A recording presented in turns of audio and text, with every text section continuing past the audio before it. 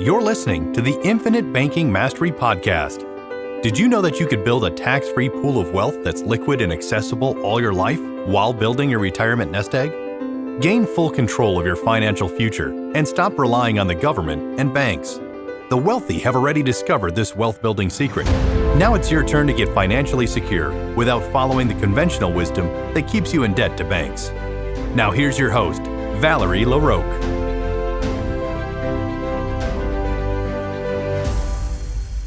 Hello, everybody. Welcome back to the podcast. Hope you've had a great week. So since I've been on the topic of underwriting, I thought I would go into health ratings next. Very often I hear, I'm in really good health. I'm in great health. My spouse is in great health.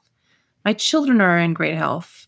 And sometimes I'll hear that and I'm always happy for the person. Like, great, I'm glad the process will be easy for you. I'm glad that you're a healthy person. So based on that information, we will start off with an accelerated underwriting application if the client is trying to move the process along a little more quickly or trying to avoid the blood and urine, if they think they don't need it, if they think that their medical records or the recent blood work they've had with their office is sufficient, their doctor's office, then I will sometimes say, okay, great, let's try accelerated if that's something you want to do. Of course, trying to make sure sometimes they do order records. It might not be the fastest thing in the world, even though if you are in great health, as you say, and you don't have a lot in your health history, then you could be approved in as little as 5 days, really quickly.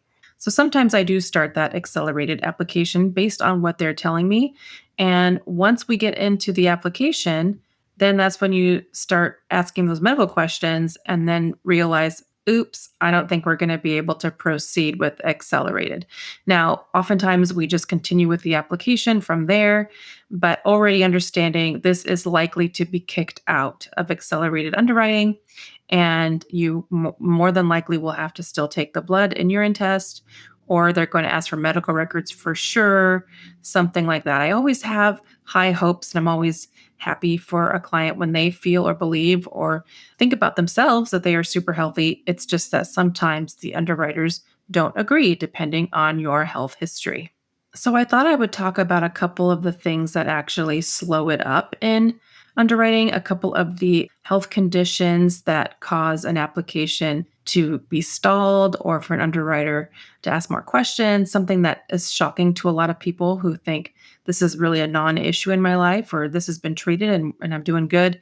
And they don't expect to have any pushback or have any additional questions or need records over it. Mental health diagnosis, oftentimes the underwriters are concerned about that, whether it's depression, anxiety, or some other form of mental health diagnosis. They are going to want more information. There is a special mental health document that they will want completed, a supplemental questionnaire. And so we'll want to get that completed and submit that. So if you already are stating or you know that that's going to be something that we're going to ask, it's actually going to be helpful if you just come outright with it. And then we can complete that document sooner and get it submitted sooner so that it's not holding up underwriting at a later time.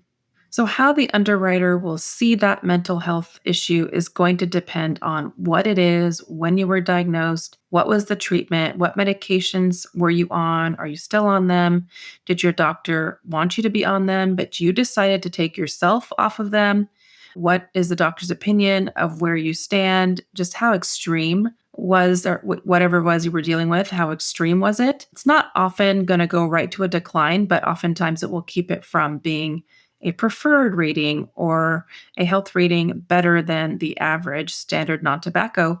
And so sometimes that throws people because they feel perfectly fine, or maybe the medication helps them and feel perfectly themselves, or they've had a period of time where they went through that, then they come out of it and now they're fine and they don't want that to disrupt their medical rating. But it can still be an issue for underwriting. It will depend on the severity of it and also in combination with anything else you might be dealing with, whether or not that will help to or cause a decline. Another one that's become pretty big in recent years is sleep apnea. This used to not be as big of a deal. It's become a much bigger deal in recent years, just with what they've discovered can be some side effects or things that happen because of sleep apnea. My giant dog is barking in the background. I really hope that's not distracting. He's a giant beast dog, and apparently we can't get him to be quiet. Okay.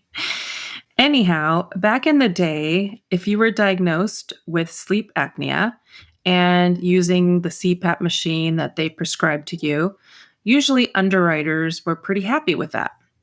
And so it wasn't such a big deal. I had a client about 12 to 13 years ago who had sleep apnea. He also had some high blood pressure, cholesterol issues. There may have been one or two other things going on. So we were concerned. We were thinking, oh, he's probably not going to get approved or probably not going to get the insurance. And so they rated him based on all the things that he had. They actually rated him table H, which is the lowest health rating you can possibly receive on a whole life policy with my primary company. I don't know, there may be a lower one out there.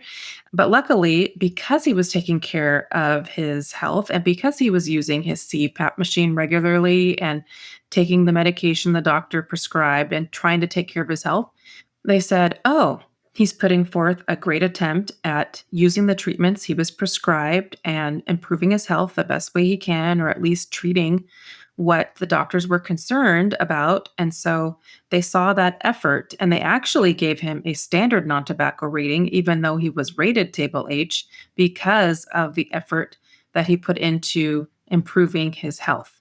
Now, this may be a special thing with just the company that I'm thinking of because I have not experienced them at a different company increasing your health rating from something like a table H to a standard non tobacco rating. They have this good health program where if you're making actions and doing things to be in good health that they can make that change to your rating and say, okay, well, we're going to give you this rating because you're doing your best, or you're taking actions that will help your health and help to improve what you're dealing with. However, these days, life underwriters and also disability underwriters have become much more cautious about sleep apnea because it's associated with a higher risk of some serious health complications such as high blood pressure, heart disease, stroke, and even sudden cardiac events when you're sleeping. If sleep apnea is not well managed or treated, these risks then can increase and can impact your life expectancy, which, of course, if your health risks are increasing or your life expectancy is impacted, the insurer's risk is going up. And so they aren't going to want to insure you. So underwriters are looking much more closely at sleep apnea, the diagnosis, treatment, and the severity of your sleep apnea when assessing your application. Now, if you've been diagnosed with central sleep apnea, that is actually considered to be much more dangerous than being diagnosed with obstructive sleep apnea. Central sleep apnea is caused when your brain is failing to send the proper signals to your muscles that control your breathing. So that makes sense why they would be concerned. This leads to repeated pauses in breathing during sleep, which will result in lower oxygen levels and increased strain on your heart. So that's really the bigger concern these days with sleep apnea is the effect on your heart from not having the appropriate amount of oxygen. Central sleep apnea is often linked to health conditions such as heart failure or neurological disorders. It also can heighten the risk of high blood pressure or irregular heart rhythms. So just a lot of things going on with the heart, and that's concerning to underwriters for sure. If you do have one of these diagnoses, it would be a great idea for you to treat that, for you to take care of yourself, not only if you're trying to get life insurance and you want to be able to be approved, but because you want to increase your life expectancy. Now, sleep apnea possibly could cause a decline all on its own, but usually depends on how you're treating it, how bad it is, what type it is. Do you have any other health conditions you might be dealing with? If it's only sleep apnea, I've seen people get just rated a little bit from it. It just really depends on your overall health history. If you're going to be what your rating will be or how low it will be, it may not be just the sleep apnea bringing it down. And if you're working hard to improve your health, or you have been for the last year or so, and it's apparent, this only, of course, will help you. For any health condition or issue you've been dealing with, taking action to improve your health is definitely going to help. And if anything, you can always re underwrite in a year to try to get a better health rating if you don't like the one that you received. Now, switching topics here, a lot of times people believe that if they've had cancer in their past, that it's an automatic decline. Again, not so cut and dry. It really depends on the stage of cancer, the type of cancer, where it was located, what your treatment was, how long ago it was. People have been able to get approved for life insurance even after they've had cancer in their past. I've talked to people, clients, and people that wanted to apply that we weren't sure if it would be a decline because of cancer in the past or something like that. So I can get all those details and ask an underwriter to get their best guess before we go through the process of applying, if that's something you want to do. I know I've mentioned this before, but that's something that I do for someone who's concerned about being able to be approved. And so as well as cancer, there are also other diagnoses that in your past that may not be an automatic decline. I even was asking recently about an aneurysm, and that's not all the way cut and dry. Just depends on how it was treated, how long ago it was, things like that. But that was a pretty risky one. I mean, it probably will be a decline, but he did say maybe not. He's just got to see the records. He's got to see all the information to really know what happened and what's going on and how well the person's doing. And it's possible to be approved. But for sure, keep in mind that they do have ratings lower than the average rating, which is standard non tobacco. They have three better classes, or different companies, maybe they have two, three, four better classes, but they also have lower ratings as well. If you have things you're dealing with and you're a lower than a standard or average tobacco rating or non tobacco rating. They also even have preferred tobacco ratings. So if you are a smoker, you might be able to be considered a healthy smoker. And so that helps your rating a little bit too.